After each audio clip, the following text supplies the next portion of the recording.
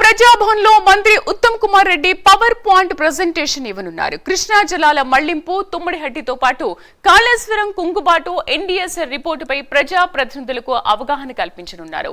Water safety authority vigilance నివేదికల్లోని కీలక అంశాలను సైతం వివరించనున్నారు. ఇక దీనికి సంబంధించి పూర్తి సమాచారాన్ని మా కరెస్పాండెంట్ అజీం అందిస్తారు. అజీం, ప్రజాభవన్లో నీటిపారుదల శాఖ మంత్రి ఉత్తమ్ కుమార్ రెడ్డి అధ్యక్షతన పవర్ పాయింట్ ప్రజెంటేషన్ జరగనుంది. ఈ సమావేశానికి ముఖ్య అతిథిగా సీఎం రేవంత్ రెడ్డితో పాటు మంత్రులు, ఎమ్మెల్యేలు, ఎంపీలు, రాజ్యసభ సభ్యులు, శాసనమండలి సభ్యులు, అలాగే ఇరిగేషన్ డిపార్ట్మెంట్కి సంబంధించినటువంటి అధికారులు అందరూ కూడా ఈ సమావేశంలో పాల్గొంటారు. అయితే ఈ పవర్ పాయింట్ ప్రజెంటేషన్ ముఖ్య ఉద్దేశం కృష్ణా జలాలకు సంబంధించినటువంటి నీటి కేటాయింపు, వాటర్ తరలింపుకు సంబంధించినటువంటి అంశంపై ఏదైతే పవర్ పాయింట్ ప్రజెంటేషన్ ఇవ్వనట్టు మనకు తెలుస్తుంది. సో దీంట్లో ప్రధానంగా 2014 నుండి 2023 వరకు బీఆర్ఎస్ ప్రభుత్వం అధికారంలో ఉన్నప్పుడు కృష్ణా జలాలకు సంబంధించినటువంటి కేటాయింపు ఏదైతే ఉందో దానికి మించి ఏదైతే ఆంధ్రప్రదేశ్ ప్రభుత్వం తరించకపోయినటువంటి టీఎంసీలకు సంబంధించిన పూర్తి లెక్కల్ని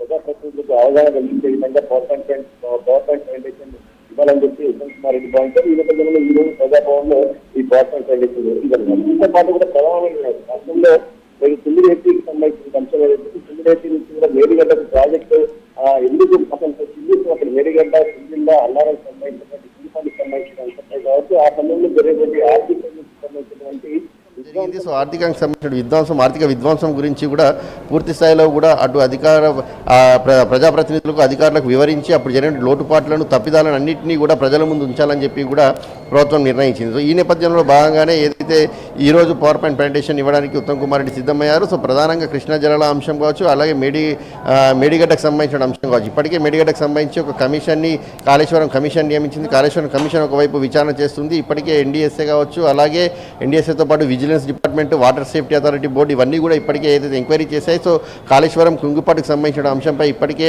దాంట్లో జరిగిన లోటుపాట్లను కూడా ఎత్తి చూపాయి. సో ఈ నేపథ్యంలో ఈ అంశాలతో పాటు అటు కృష్ణా జలాలకు సంబంధించిన నీటి కేటాయింపుకు సంబంధించిన అంశాలు ఆంధ్రప్రదేశ్ తరలించకపోవడంపై జరిగినటువంటి పూర్తి డీటెయిల్స్, ఈ రెండు డీటెయిల్స్ మేడిగడ్డకు సంబంధించినటువంటి అన్నారం, సుందిల్లా, మేడిగడ్డ, దీంతో పాటు కృష్ణా జిల్లాకు సంబంధించినటువంటి నీటి కేటాయింపుకు సంబంధించిన పూర్తి డీటెయిల్స్ ఎవరి హయాంలో ఏం జరిగింది, అప్పుడు బీఆర్ఎస్ హయాంలో జరిగినటువంటి తప్పిదాలు ఏమేమైతే ఉన్నాయో వాటర్ తరలింపు ఆంధ్రప్రదేశ్ తీసుకుపోవడంపై, అలాగే మేడిగడ్డ ప్రాజెక్టు సంబంధించిన నిర్మాణం లోపాలకు సంబంధించిన అంశంపై కావచ్చు, దాని వ్యాయామం పెంచడానికి సంబంధించిన అంశం కావచ్చు, ఎన్ని అంశాలను కూడా ప్రజాప్రతినిధులకు కూడా పూర్తి స్థాయిలో అవగాహన ఉండాలి. వారు మాట్లాడేటప్పుడు కూడా పూర్తి స్థాయి అవగాహనతో మాట్లాడాలి. కాబట్టి వారికి అప్పుడు జరిగినటువంటి తప్పిదాలను, అప్పుడు జరిగిన పొరపాట్లను పూర్తి స్థాయిలో ఒక డీటెయిల్ రిపోర్ట్ రూపంగా ఏదైతే వారికి వివరించి వారికి ఆ రిపోర్ట్ను కూడా ఇవ్వాలన్నారు. సో ఎక్కడ ఈ అంశంపై మాట్లాడాల్సి వచ్చినా కానీ అటు బంకచర్ల అంశంపై ఇప్పటికే 2-3 సార్లు power point presentation Uttam Kumar Reddy అధ్యక్షతన జరిగింది.